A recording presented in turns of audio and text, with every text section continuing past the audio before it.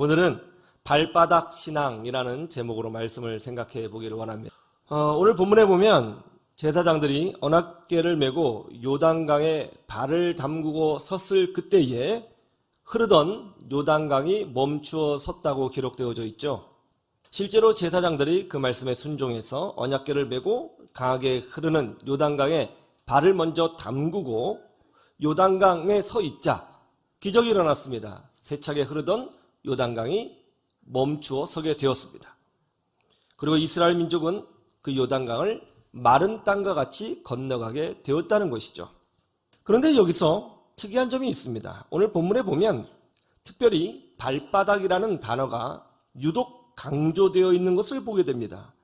다시 한번 본문을 보실까요? 13절. 분명히 그렇게 되어 있죠. 발바닥이라는 단어가 강조되어 있죠.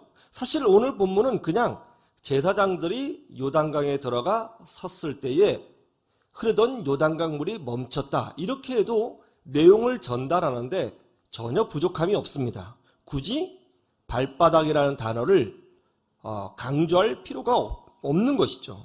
그럼에도 불구하고 하나님은 특별히 발바닥이라는 단어를 사용하셨습니다. 왜 발바닥을 강조하셨을까요? 오늘은 이 부분을 말씀을 통해서 한번 생각해 보기를 원합니다. 먼저 여호수아 1장 3절을 보시죠. 하나님께서 여호수아에게 하신 말씀입니다. 뭐라고 하시죠? 전에 하나님께서 모세에게 가나안 땅을 주시겠다고 약속하셨다는 것이죠. 그리고 그 약속, 그 언약을 이제 이루시겠다고 합니다. 누구를 통해서? 여호수아를 통해서 이루어내시겠다는 거예요. 그런데 가나안 땅 전부를 주시는 것이 아니라 발바닥으로 밟는 곳을 하나님이 이스라엘 백성에게 주시겠다는 것입니다. 그것을 기억하라는 거예요. 이게 참 묘하죠? 발바닥으로 밟는 곳을 주리라. 가나안 땅을 주긴 주는데 발바닥으로 밟는 곳을 주겠다. 그렇게 말씀을 하셨다는 거예요. 전에 누구에게? 모세에게. 하나님이 정말 그렇게 말씀하셨을까요? 모세에게 그렇게 말씀하셨습니다. 보시죠. 신명기 11장 23절 24절. 하나님께서 젖과 꿀이 흐르는 가나안 땅을 주시겠다고 하십니다. 그런데 뭐라고 하시죠? 다 주시는 것이 아니라 너희 발바닥으로 밟는 곳을 내가 너희에게 주겠다. 그렇게 말씀을 하셨다는 거예요. 이거 참 이상하지 않아요? 그 땅을 하나님이 주시겠다고 하신 그 땅을 다 정복해서 차지할 수 있는 것이 아니라 발바닥으로 밟는 곳을 주시겠다고 분명히 하나님이 말씀하셨다는 거예요. 그러면 왜 발바닥으로 밟는 땅을 하나님이 주시겠다고 약속하신 걸까요? 왜 발바닥이어야 하는 것입니까? 신발을 신으면 안 되나요? 왜 발바닥이죠? 양말도 안 될까요? 왜 발바닥이어야 하는 것이죠? 그 이유가 있습니다. 출애굽기 3장 4절에서 5절 보시죠. 모세는 원래는 이스라엘의 노예였습니다. 그러나 특별한 하나님의 은혜로 비록 노예 출신이었지만 이집트의 노예였지만 놀랍게도 이집트의 왕자로 성장했습니다. 왕자로 성장했다는 것은 단순히 호의호식했다는 것만을 의미하지는 않죠. 왕자는 교육을 받습니다. 수학을 배우고 건축학을 배우고 군사학을 배우며 외교를 배우고 여러 나라의 외국어를 배우고 또 왕궁 예절을 배웁니다. 그리고 백성들을 어떻게 통치해야 하는지 경영을 배웁니다. 리더로 성장하게 되어 있는 것이죠. 그렇게 리더로 성장한 모세는 노예로 살고 있는 자기 민족을 볼 때마다 가슴이 많이 아팠을 것입니다. 늘 마음속에 생각했습니다. 내가 힘이 생기면 우리 민족을 해방시켜 주리라.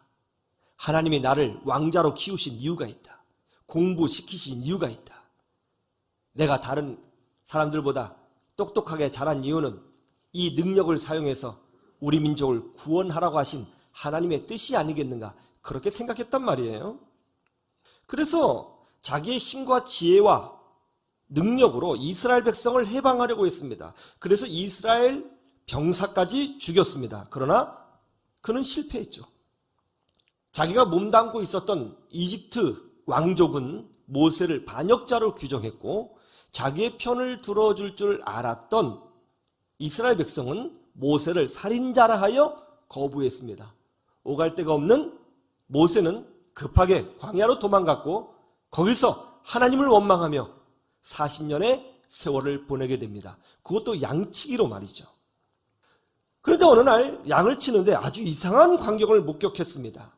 작은 떨기나무에 불이 붙었는데 나무는 타지 않고 불만 활활 붙는 아주 묘한 광경을 보게 된 것이죠.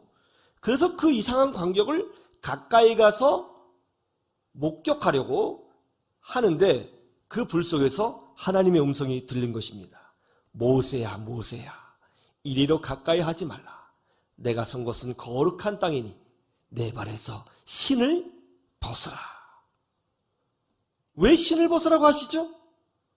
발바닥으로 서라는 거예요. 쉽게 말하면 발바닥으로 서 있어라. 왜 신을 벗어야 되는 것입니까? 그 이유는 이겁니다. 그 당시에 노예들은 신을 신지 않습니다. 그러니까 하나님께서 이렇게 말씀하고 계시는 것이죠. 나는 너의 창조주이니 너는 내 앞에서 노예와 같이 신을 벗고 겸손한 자세로 순종하는 자세로 서 있어라. 그렇게 말씀하고 있는 거예요. 이제 모세는 신을 신지 못합니다. 그는 발바닥으로 살아야 됩니다. 그리고 노예같이 절대적으로 순종하는 사람으로 살아야 되는 것이죠. 모세가 전에는 자기의 능력, 자기의 기술, 자기의 방법, 자기의 재능으로 이스라엘 백성을 해방하려고 했죠. 그러나 실패했습니다. 그런데 오늘 하나님이 모세에게 신을 벗으라고 하십니다. 발바닥으로 서라고 하십니다. 하나님께서 이제 이스라엘 민족을 구원하시고 하나님께서 직접 이스라엘 백성을 노예에서 해방하시겠다고 말씀하시는 거예요. 이렇게 말씀하시는 거죠. 모세야, 내가 일할 거다. 내가 직접 내 백성 이스라엘 민족을 구원해낼 것이다. 너는 너의 방법과 지혜를 내려놓고 노예처럼 신을 벗고 내 명령에 따라 순종의 길로 걸어가거라. 내가 구할 것이다. 내가 일한다. 그렇게 말씀하고 있는 거예요. 왜 하나님께서 제사장들에게 발바닥으로 요단강에 서라고 하셨을까요? 왜 하나님께서 모세와 여호수아에게 발바닥으로 밟는 땅만 너의 소유가 될 것이라고 말씀하셨을까요? 그것은 이거죠. 젖과 꿀이 흐르는 가나안 땅은 자기의 힘과 능력으로 차지할 수 있는 땅이 아니라 하나님께 철저히 순종할 때에만 얻어질 수 있는 땅이라는 것을 가르쳐주기 위해서 발바닥으로 서라고 하신 것입니다. 가나안 땅은 이스라엘 백성이 순종한 만큼만 발바닥으로 철저히 하나님 앞에 무릎을 꿇는 그 땅만 소유할 수 있게 되는 것입니다. 우리는 힘과 지혜와 능력으로 세상을 이길 수 있는 존재가 아닙니다.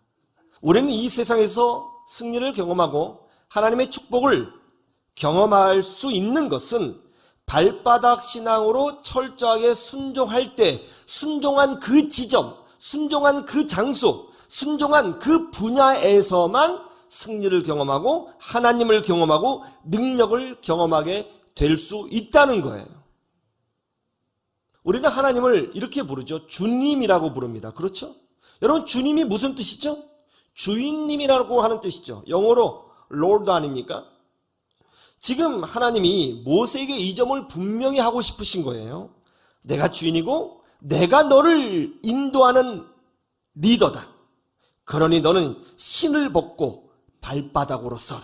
이렇게 말씀하고 계시는 것이죠.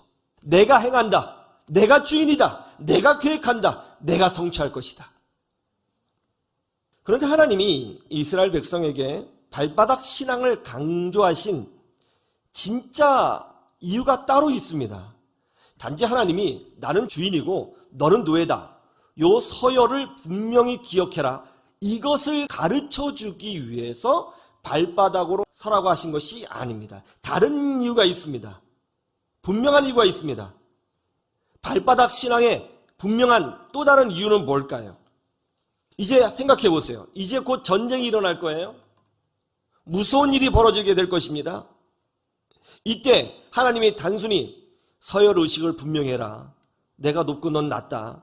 너 노예다. 요거만 가르쳐 주시기 위하여 전쟁을 목전에 둔 이스라엘 백성에게 발바닥으로 서라고 하셨을까요? 여러분, 우리 하나님이 그런 하나님입니까? 아니죠. 하나님이 전쟁을 앞둔 이스라엘 백성에게 발바닥으로 서라고 하신 분명한 또 다른 이유는 다른 것이 있습니다. 그것이 뭐죠? 첫 번째는 이거예요. 너는 혼자가 아니라는 것입니다. 이스라엘 민족이 이집트에서 노예로 있을 때 그들은 외로운 존재였습니다. 보호자가 없었습니다. 하나님이 이스라엘 민족을 축복하시자 이스라엘의 백성의 수가 많아졌습니다. 여자들이 아이를 너무 잘 낳는 거예요. 너무너무 잘 낳습니다. 노예였던 이스라엘 백성의 숫자가 많아지자 이집트 왕 바로 왕이 두려움을 느꼈습니다. 저 노예들이 우리보다 숫자가 훨씬 많은데 반란을 일으키면 어떻게 될 것인가? 두려웠죠. 그래서 인위적으로 인구를 감소시키려고 하죠. 남자아이가 태어나면 바로 현장에서 죽이는 끔찍한 일을 행하기 시작한 것입니다. 그리고 아주 혹독한 노동으로 이스라엘의 백성의 힘을 빼버리기 시작했습니다. 그러나 그들은 노예였고 보호자가 없었기 때문에 할 수 있는 것이 아무것도 없었죠. 그러자 이스라엘 백성이 하나님 앞에 엎드려 눈물로 기도하기 시작했습니다. 출애굽기를 보시죠. 출애굽기 2장 23절 25절. 그들이 부르짖자 하나님이 들으셨고 아브라함과 이삭과 야곱에게 하신 언약을 기억하사 그래서 하나님이 모세를 부르셨고 신을 벗게 하사 맨발로 서게 하신 후에 그를 종으로 삼아 이스라엘 백성에게 보내셨다는 것입니다. 여기엔 분명한 이런 의미가 있는 것이죠. 하나님이 발바닥으로 선 모세를 이스라엘 백성에게 보낸 것은 이거죠. 너희들은 고아가 아니다. 너희들은 내 백성이다. 내가 너희들의 보호자다. 내가 이제 일을 할 것이다. 내가 이제 너희를 보호할 것이다. 내가 이제 너희를 위하여 싸울 것이다. 내가 보낸 이 모세는 신이 없는 나의 종이다. 그는 심부름 꾸릴 뿐이다. 내가 너를 보호하고 구원해 내리니 두려워하지 말라. 이런 의미가 있는 거예요. 내 백성이라는 것이죠. 이스라엘 백성은 고아가 아닙니다. 주인이 없는 자가 아닙니다. 하나님이 계십니다. 하나님이 그들을 품고 계십니다. 이스라엘은 하나님의 백성이에요. 분명히 그렇게 말씀하셨어요. 다시 볼까요? 출애굽기 3장 7절. 자, 노예였던 그들을 향하여 하나님이 이렇게 말씀하십니다. 하나님이 뭐라고 하셨죠? 이스라엘 백성을 향해서 내 백성이라고 하셨어요. 더 놀라운 것은 이 메시지를 하나님은 이집트 왕이었던 바로에게 직접 하셨다는 것입니다. 한번 보세요. 출애굽기 5장 1절. 모세와 아론이 이집트 왕 바로에게 가서 뭐라고 선포했어요? 하나님이 말씀하시기를 내 백성을 보내라고 하십니다. 그러니 이스라엘 백성을 빨리 보내세요. 이것이 무슨 뜻이에요? 이런 거죠. 이스라엘 백성은 고아가 아닙니다. 주인이 없는 백성이 아닙니다. 보호자가 있는 백성입니다. 주인이 있는 백성입니다. 하나님이 이스라엘 백성의 주인이 되시고 왕이 되십니다. 이제 당신 이 이스라엘 백성 노예라고 함부로 굴었다간 당신 큰일 날 줄 아세요? 정신 똑바로 차리세요. 그렇게 말하고 있는 거예요. 여러분은 예수 그리스도 안에서 고아가 아닙니다. 여러분은 외로운 존재도 아닙니다. 여러분은 주님의 음성을 듣고 사는 발바닥 백성이라는 것을 믿으시기를 주님의 이름으로 축원합니다. 이것이 무슨 의미라고요? 발바닥이 무슨 의미라고요? 발바닥으로 섰다는 것은 주인이 있다는 뜻이고 주인이 있다는 것은 보호자가 있다는 뜻이에요. 여러분은 절대로 혼자가 아닌 것입니다. 여러분에게는 보호자가 있습니다. 하나님은 여러분을 아끼시고 보호하시며 친구로 동행해 주시는 것입니다.